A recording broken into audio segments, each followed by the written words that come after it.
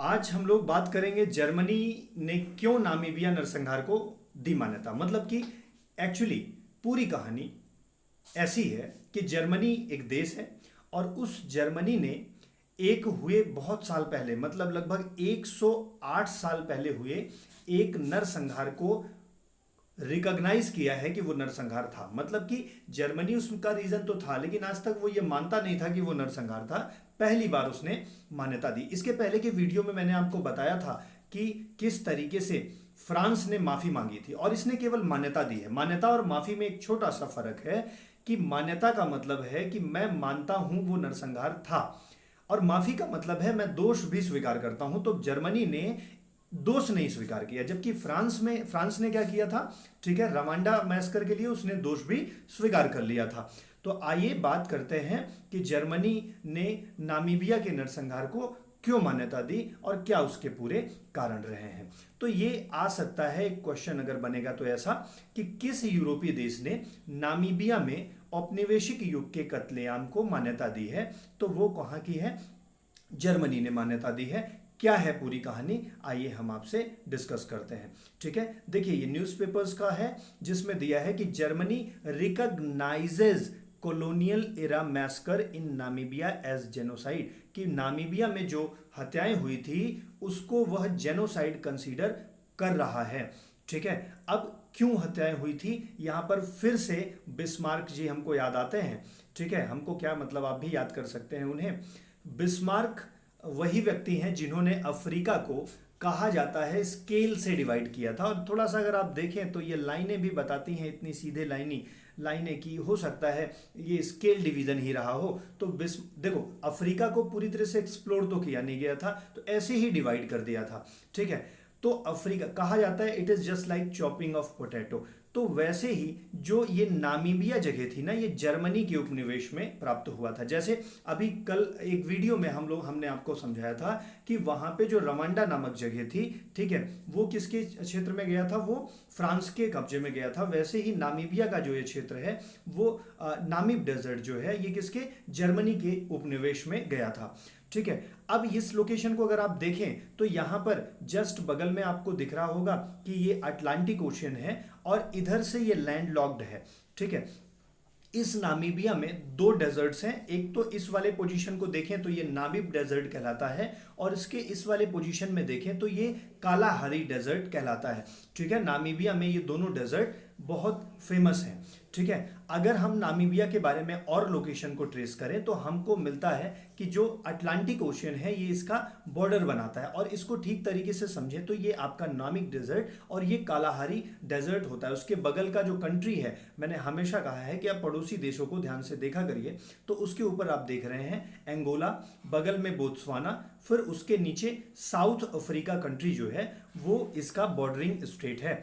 अब अगर नामीबिया के बारे में बात करें तो नामीबिया को जब क्या कहते हैं जर्मनी को मिल गया, तो जर्मनी को मिल जाने से नामीबिया तो पूरी तरह से डेजर्ट था, लेकिन ये जितने भी अंग्रेज थे इनका कभी कभी लग भी ठीक ठाक काम करता है, और उस लग ठीक ठाक काम करने के चक्कर में वहां पे जो नामीब डेजर्ट था वहां पे इनको बहुत सारे एक्सपेंसिव मेटल्स मिल जाते हैं, जैसे यूरेनियम, टिन, ठीक है ना, टंगस्टन, कॉपर्स उस डेजर्ट्स में मिल जाते हैं, डायमंड्स की भी खोज हो जाती है।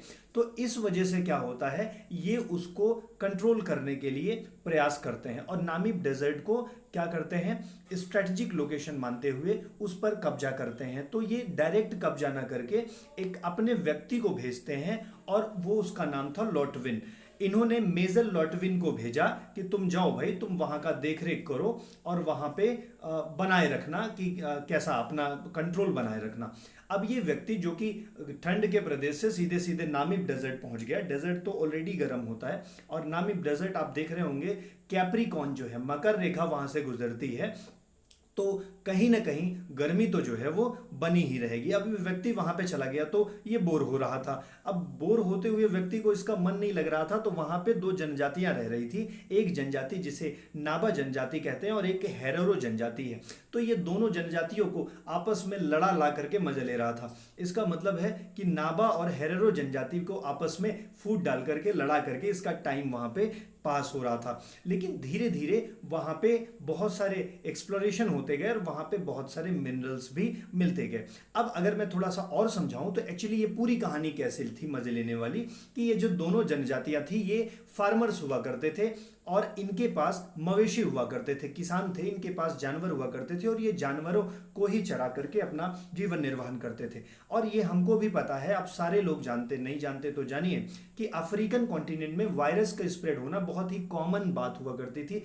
अब वो आज भी वहां पे है, बट पहले तो और भी कॉमन हुआ करती थी। ठीक है, तो उसी तरीके से जब मवेशियों के लिए बहुत सारे वायरस स्प्रेड हो जाते हैं और मवेशी मरने लगते हैं, तो ये जितने भी जर्मनी के लोग थे वो उनसे कहते हैं कि अगर तुम पैसा दोगे तो हम तुम्हारे मवेशी को बचा सकते हैं। तो ये दवाएं उन्हीं को देते थे जिनके पास पैसे हुआ करते थे। अब ये फार्मर्स जो थे बहुत नाराज थे इस बात से, और नाराज होकर के क्या किए, ये क्रांति कर देते हैं और वहां पे लड़ाई झगड़े में जर्मनी का एक व्यक्ति जिनका नाम है कि शैमुल, ठीक है, शैमुअल मेनेरो, इनको मार दिया जाता है। और जब वहां के किसानों द्वारा इस व्यक्ति को मार दिया जाता है तो इस बात से नाराज हो जाती है जर्मनी, और जर्मनी नाराज होने के बाद क्या कहती है, अपने भेजती है, ठीक है, द्रोण वोन जितना भी, द्रोण तो एक्चुअली नहीं, वो अपने एक निर्दयी अधिकारी को भेजती है कि तुम जाओ, तुम वहां पे देखो, और इनको लॉटविन को कहते हैं, बेटा तुम वापस आ जाओ, तुम वहां पे गए, तुम केवल लड़ाई झगड़ा करवाए हो और मार खा के आ रहे हो। इन्होंने एक व्यक्ति को भेज दिया, उनका नाम है जनरल लॉथर वोन त्रौदा। त्रौदा नाम याद रखिएगा। ये त्रौदा नामक व्यक्ति जाते हैं, ये एक तरीके से अगर देखिए तो ये मतलब कटप्पा से भी ज्यादा खतरनाक व्यक्ति हैं। ये इनकी निर्दयता अगर देखी जाए तो भी मैं आपको समझाऊंगा। ये जब वहां पे जाते हैं तो ये सारी जनजातियां जिनको है ना, इनको तीन तरफ से घेर लेते हैं। अब आपको दिख रहा होगा, अगर मान लीजिए ये अफ्रीका है और यहाँ पर ये नामीबिया है, तो यहाँ पे नामीब डेजर्ट और कालाहारी डेजर्ट है, तो ये इधर से और इधर से पूरी तरफ से, तीन तरफ से उन जनजातियों को घेर लेते हैं। अब जनजातियां पूरी तरह से बाध्य हो जाती हैं कि तीन तरफ से तो मार खाना ही है, तो ये भाग करके कहां पे, कालाहारी डेजर्ट के साइड में जाती हैं। और कालाहारी डेजर्ट के साइड में जाती हैं तो वहां पे दूर दूर तक रेगिस्तान, खाने पीने का कुछ नहीं था, और वहां पे कुछ एक जगह हुआ करती थी जहां पर पानी का व्यवस्था हुआ करता था।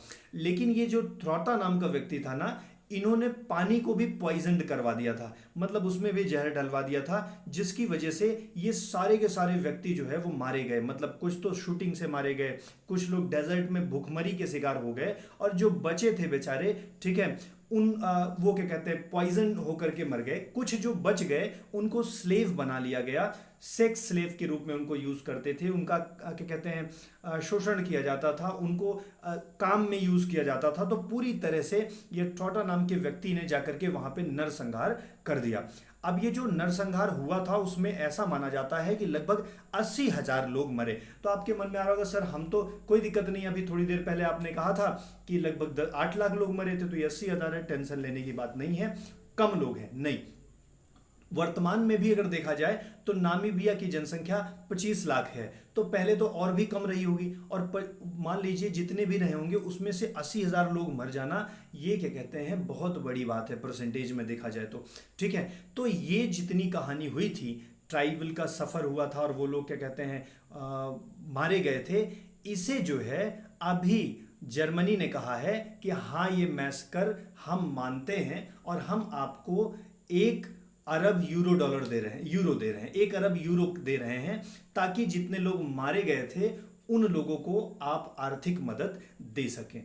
ठीक है, तो जर्मनी ने इस बात को स्वीकार किया है कि हम क्या करेंगे, आपको पैसे दे देंगे और आप जो है, जो जेनोसाइड हुई थी उसमें लोगों को मदद दे दीजिए। तो आई होप आपको ये बात एकदम क्लियर हो गई होगी कि जर्मनी ने, ठीक है, नामीबिया को क्यों, नामीबिया जो देश है उसके हत्याकांड को क्यों स्वीकार किया, मान्यता क्यों दिया। और फ्रांस ने, इसके पहले वाले वीडियो मैंने आपसे फ्रांस की बात की थी, उन्होंने जो रवांडा की हत्या को के लिए माफी मांगी थी। ठीक है, तो इस तरह से इसके अगर कोई भी क्वेश्चन आपसे बनते हैं तो निश्चित ही आप इसे कर लेंगे, जहां तक मुझे आशा है। ठीक है, थैंक यू वेरी मच। हम ऐसे ही बहुत सारी खबरों के साथ दिन भर जितनी भी आपकी खबरें होंगी वो आपके सामने आती रहेंगी।